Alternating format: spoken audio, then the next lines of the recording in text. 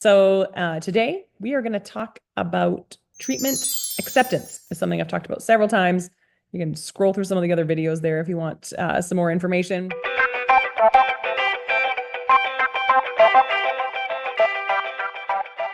But let's talk about some reasons why patients don't accept treatment, some ways that you can increase the likelihood that people will say yes to all the treatment that you're recommending.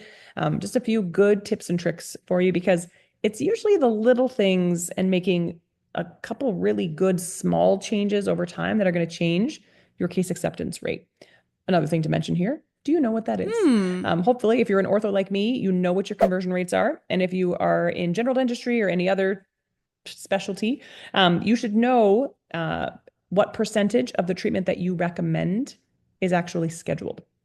It's an important number to know. It's something you should be tracking over time so that you know whether it's important for you to be making some small changes to how you present treatment to your patients. So I know we all get super frustrated when either us or a team member presents treatment to someone, something we know that is absolutely necessary, that they need, that is what is best for their health. And then we hear, something along the lines of, I need to think about it, or no thanks, or some sort of dismissal. It's hard to hear. And sometimes it's hard to figure out how we got there. Sometimes it's not. I will say, when I talk to practice owners about case acceptance, I hear from so many people all of the time that it's always about the money. And I'm going to wholeheartedly disagree with them. Yes, sometimes it is about the money. And we'll talk about that a little bit. But people make buying decisions based on emotion. The vast majority of humans do not pull their logic brain in there a ton when they're making a purchasing decision. Because if they have a problem and you have a solution, they're most often going to buy emotionally. So we're going to focus on that a little bit today, because it also hurts you a little bit to think that it's always just the money. Because I know firsthand that, as an example, if I thought that people said no to me only because of the money, then maybe I'd be tempted to drop my prices over and over and over again. But I have not done that. In fact, over time, my prices have gone higher and higher and higher, and I am now one of the most expensive offices in my city. And my business is now 5 times bigger than it used to be. So it has absolutely nothing to do with the money in my scenario. It's not just about money. Yes, you need to make it affordable and doable for people. So as an example, we have awesome, flexible payment structures within our practice. But the total cost people pay for ortho to come see me is very high compared to many of the practices that are just across the street or down the road from me. And yet we're still incredibly successful.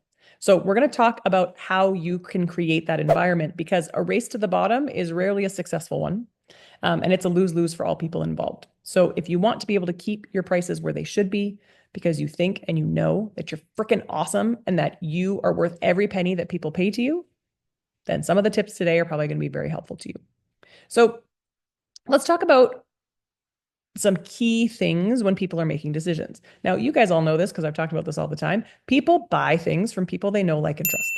And of course, when we meet people for the first time, which is often when we're presenting the most treatment, we've looked in their mouth, we've done our diagnosis, we've taken pictures, we've taken x-rays, we've done all the things. And then we're going to, tell them, show them, hopefully both, what we can do for them, why these services are valuable, and, hope that they say yes. Now, in my case, it's mostly my TC that does this. I do very little, well, virtually no selling within my practice, but this can be the doctor, this can be the team, and all of these things apply to all of them. So how do we build trust, this know, like, trust factor with people very quickly and very early on? Because if you can make a wonderful first impression, people are way more likely to say yes to the things you ask of them down the road. That could just be 20 minutes later, 30 minutes later within your practice. So when I say first impression, this can be many things, but most often this is the very first phone call that happens to your practice.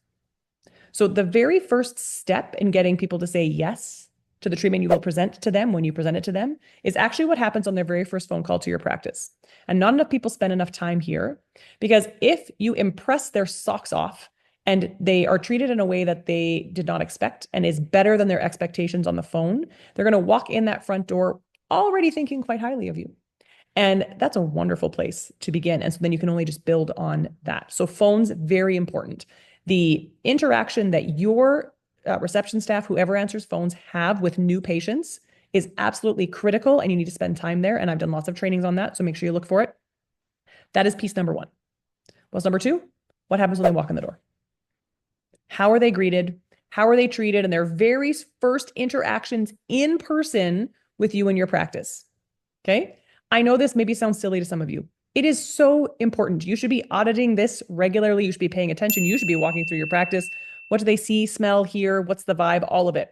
Because you're building, you want to be setting your team, yourself, whoever, up for success when it comes to presenting treatment and having people say yes to it. You do that by being exceptional right out of the gate. And if this first appointment with you goes so super awesomely well, they're hopefully patients for life. That's what you want. And it's worth spending the time and energy to make that right so that that is what you get. So we build the know, like, trust by impressing people, by exceeding their expectations, by making them feel special, and by making sure they feel heard and understood. Okay, I know that's a whole lot of things I just rattled off. That happens based on their interactions with you and your team and based on how you frame or set up this initial appointment with them, right? People buy solutions to their problems. So when your team is speaking to people after they've done that initial rapport building, right? Of course, we have to be nice to people. We want to find out a little bit about them, right? Ask them some questions about themselves. Make sure that we have the right energy, right? All of that stuff. And then we want to find out what they care about. Why are they at the dentist? Why were they looking for a new office? Why do they want straight teeth? We want to find out all about them. There should be a whole lot of listening happening here and not so much talking because people want to fix the things they care about. They want solutions to their problems. They don't care what you think the problems are.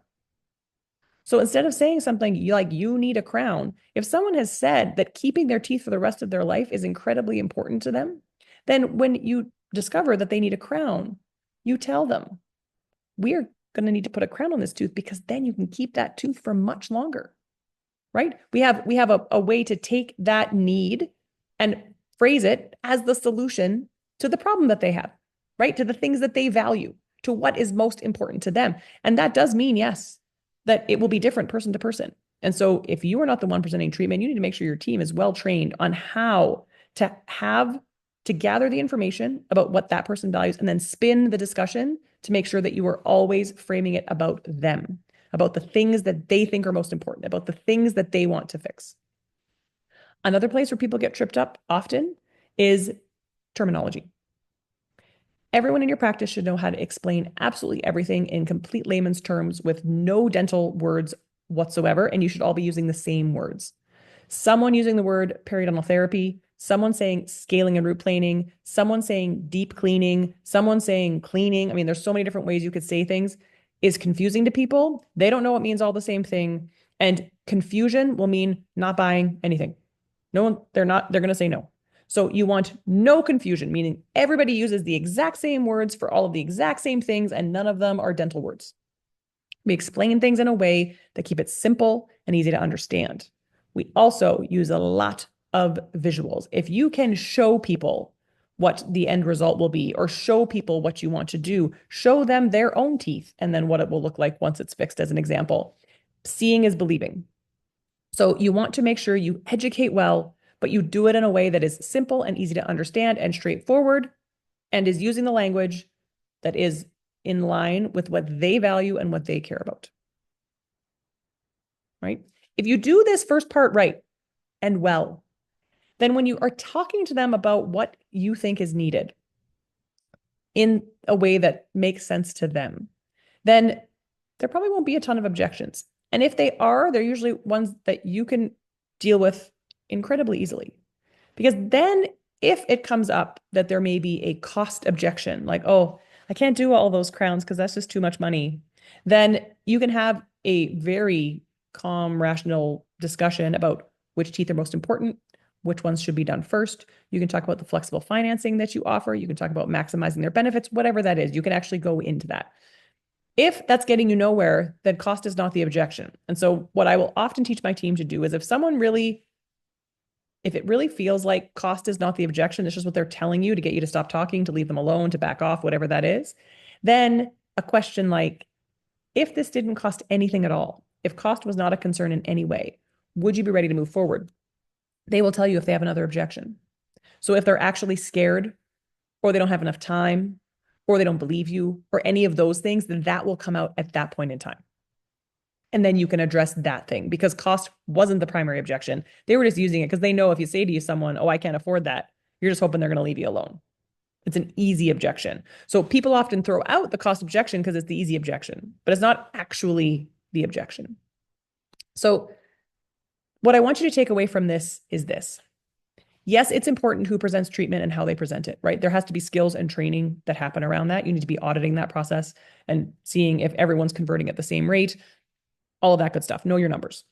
But treatment conversion, so people saying yes to treatment, is about so much more than just what happens in that moment where you're telling them what they need. It starts with the phone call.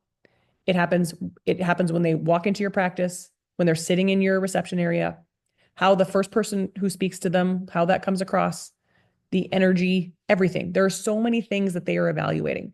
They can't evaluate your dentistry, especially not out of the gate. So they're going to evaluate you on everything else that they know other things about, right? Customer service, they know about whether a place is clean, whether it seems friendly, how the energy feels. Little step along the way.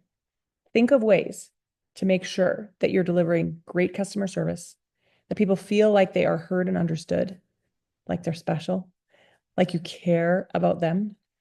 Like I said, that happens from that first moment all the way through that appointment, and then through the time they walk out the door for that first time, and then the follow-up that you do afterwards, right?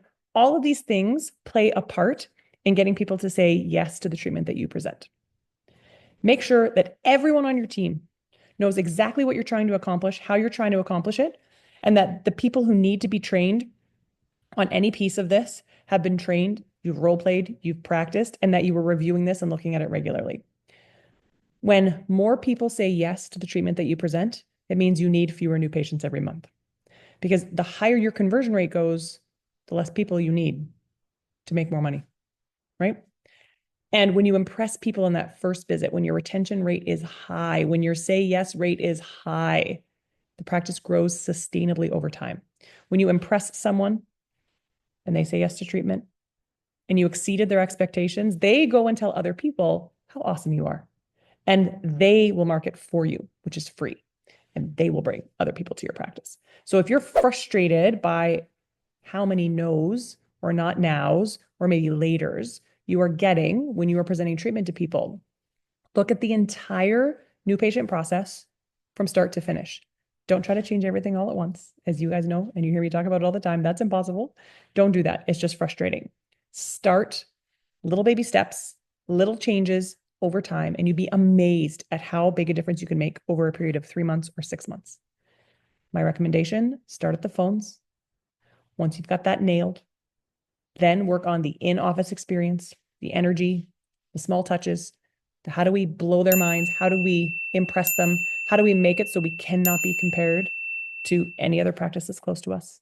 And these don't have to be big things. Usually they're little things. People notice the small things. The biggest compliment we get at our practice all the time, because people shop around for ortho, is that we take time with people, that we educate well, that they feel very comfortable with how much information we've given them. I think people do feel very much that they are heard and understood. And we do all kinds of little things to make them feel special, little touches. Creativity is your only limit there. So take a look at your current processes. Think about all the things I talked about today, how you educate people, how you speak to people, the whole thing. And then figure out where you can make the biggest impact and just make one small change. That's all you have to do. And once you've got that nailed, you make one more small change.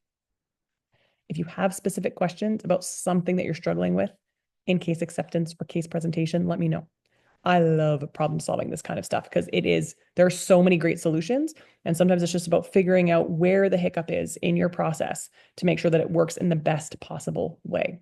So leave a comment, shoot me a DM, send me an email, whatever that is. And let's figure out how to get your new patient process down so well that when you or your team presents treatment to people, you get way more yeses than no thank yous. I'll see you next week.